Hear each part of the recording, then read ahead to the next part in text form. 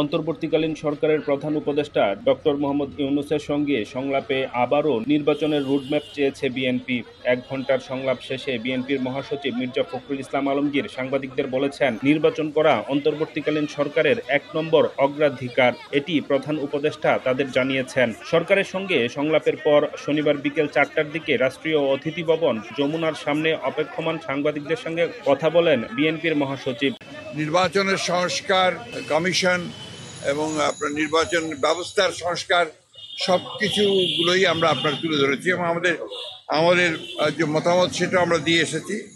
আমরা বলেছি যে নির্বাচন কমিশনার নিয়োগ আইন স্থগিত করে প্রধান রাজনৈতিক দলসমূহ ঐক্যমতের ভিত্তিতে অনতিবিলম্বে নির্বাচন কমিশন গঠন করতে হবে এবং আমরা একটা রোড ম্যাপ দিতে বলেছি। নির্বাচন কমিশন কবে নির্বাচন হবে সে আমরা একটা রোড ম্যাপ দিতে বলেছি। আমরা এনআইডি কার্ড যেটা আপনার স্বরাষ্ট্র মন্ত্রণালয়ে স্থানান্তর করা আইন করা হয়েছিল সেটাকে অর্ডিন্যান্স জারির মধ্যে বাতিল করতে বলেছি। আমরা বিতর্কিত কোনো ব্যক্তি যেন কখনো এই নির্বাচন সংস্কার কমিটিতে না যায় সেই কথা আমরা বলেছি। আমরা বলেছি যে ফ্যাসিস্ট সরকারের সময় প্রতারণার সাজানো ভুয়া ভোটের মাধ্যমে গঠিত সকল ইউনিয়ন পরিষদকে বাতিল করতে বলেছি এবং 14, 18, 24 সালে যে সকল নির্বাচন কমিশন ছিল তার প্রধান নির্বাচন কমিশনার এবং কমিশনার সহ তাদেরকে ভুয়া নির্বাচন, ব্যর্থ নির্বাচন, আপনার একটা পক্ষপাতদুষ্ট নির্বাচন করার অভিযোগে তাদেরকে আইনের আওতায় আনার কথা বলেছি।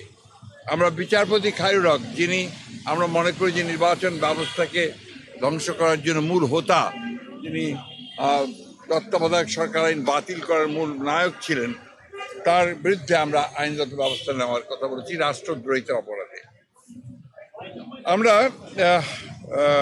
লক্ষ্য করেছি যে প্রশাসন থেকে প্রায় 2 মাস হতে চলেছে, আগামী 8 তারিখে 2 মাস হবে।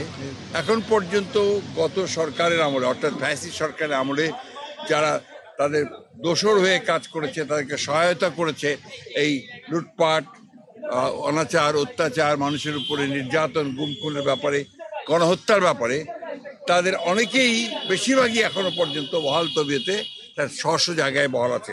এদেরকে অবিলম্বে তাদেরকে সরিয়ে নিরপেক্ষ ব্যক্তিদেরকে এখানে আনার কথা আমরা বলেছি। আমরা বলেছি যে আপনার জেলা প্রশাসকের ব্যাপারে আপনারা লিখেছেন, পত্রপত্রিকাগুলিতে লেখালেখি হয়েছে, সেই 59 জন জেলা প্রশাসকের মধ্যে কী করে সেটা নিয়োগ করা হলো সেটা সম্পর্কে আমরা জানতে চেয়েছি।